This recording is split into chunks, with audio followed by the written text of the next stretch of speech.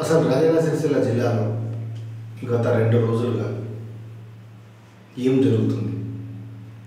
గత పరిపాలించిన పాలకుల రాజకీయత్వం, రాజకీయ నాయకులు ఎందుకు మారాల్సిన అవసరం వస్తుంది? గత 10 ఏళ్ళు టీఆర్ఎస్ పరిపాలనలో ప్రభుత్వంలో ఉంటూ అన్ని రకాల లబ్ధి పొంది ఈరోజు కాంగ్రెస్ పార్టీకి వత్తువలుపుతూ మళ్ళీ అదే పార్టీలో చేరడం గమనార్హం.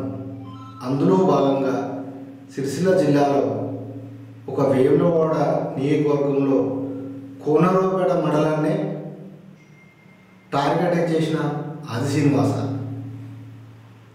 అతను గత 20 ఏళ్ళ పరిపాలనలో ఆ మండలం నుంచి ఏమన్నా ఓట్లు తక్కువ వచ్చినాయా, లేకపోతే దొరలను అణచివేయాలని చెప్పి ముందుకు వస్తూ ఒకే మండలాన్ని టార్గెట్ చేసిండ?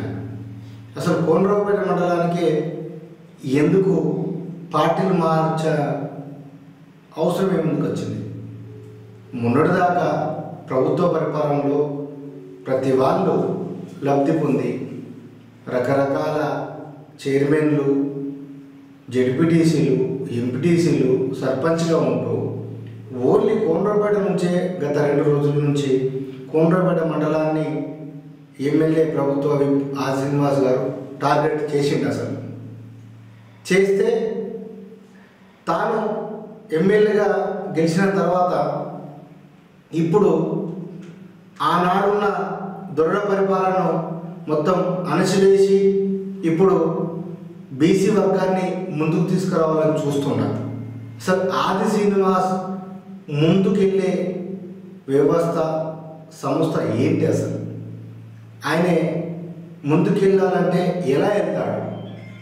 అసలు వాస్తవానికి రాజన్న సిరిసిల్ల జిల్లా 57 మండలాలలో ఎక్కడ లేని విధంగా ఒక కోనరావుపేటనే టార్గెట్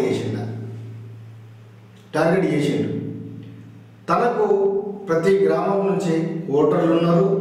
చాలా వరకు అందరూ నిజంగా కాంగ్రెస్ పార్టీ అంటే ఆది శ్రీనివాసుది కాదు, కాంగ్రెస్ పార్టీకి చాలామంది యువత, చదువుకున్న యోధులు, మేధావులు ఉన్నారు. ఇవాళ ఈ పార్టీలు మారంగానే వీళ్ళను పార్టీలో చేరుకొని ఇవన్నీ జరుగుతున్న ఒక వైనం. ఇంకొక వైనం ఏంటి అంటే కోనరావుపేట మండలంలో మొన్నటిదాకా టీఆర్ఎస్ పార్టీలో ఉంటూ 10 ఏళ్ల నుంచి లబ్ధి పొందిన బండ నరసయ్యను అసలు టీఆర్ఎస్ పార్టీ నుంచి కాంగ్రెస్ చేరుకోవడానికి అసలు కారణం ఏంటి? ఇది మేము అడుగుతున్నాం, ప్రజలు అడుగుతారు. తాను ఏదో సొసైటీలో వేరే వాళ్ళ నుంచి డబ్బులు తీసుకొని వాళ్ళ పేరు మీద ఉన్న భూములను మార్టిగేషన్ చేసుకొని 20 నుంచి 25 లక్షల వరకు ఇందులో గుమ్ జరిగిందని చెప్తారు. అంటే అవకతవకలు జరిగినాయని చెప్తారు. మళ్ళీ ఈరోజు కోనరావుపేట మండలం నుంచే కాంగ్రెస్ పార్టీలో చేసుకున్నారు. అంటే మిగతా మండలాలలో ఎక్కడ లేని విధంగా కాంగ్రెస్ పార్టీ ప్రభుత్వ ఆది శ్రీనివాస్ ఓన్లీ టార్గెట్ చేసింది ఏంది? కోనరావుపేట మండలం. కోనరావుపేట మండలంని ఎందుకు టార్గెట్ చేసిందంటే గత 54 ఏళ్ళ నుండి దొరల పరిపాలనలో బీసీ వర్గం నుంచి ఎమ్మెల్యే అయింది కదా. ఇప్పుడు ఆ వర్గానికి సంబంధించిన వాళ్ళందరినీ కావాలని చెప్పి చేస్తుండా, లేకపోతే రాబోయే కాలంలో ఏం జరుగుతుంది? దీనిపైన చర్చానుసారం కోనరావుపేట మండలంలో మాత్రం ప్రజలు రోజుకు ఒకరు పోయి పార్టీలో చేరితే అసలు ఇన్ని రోజులు ప్రజలు డబ్బులు తీసుకొని ప్రభుత్వం ద్వారా లబ్ధి పొంది మళ్ళీ వీళ్ళకే పదవులు కావాలా, వీళ్ళే పార్టీలకు మారాలి. యువత లేదా రేపు యువత పార్టీలకు అనుగుణంగా కాకుండా సొంతంగా గ్రామాలలో తెలివి కలుగులై ఖచ్చితంగా యువత రాజకీయంలోకి రావాలని చెప్పని కోరుతున్న కోనరావుపేట మండల ప్రజలు.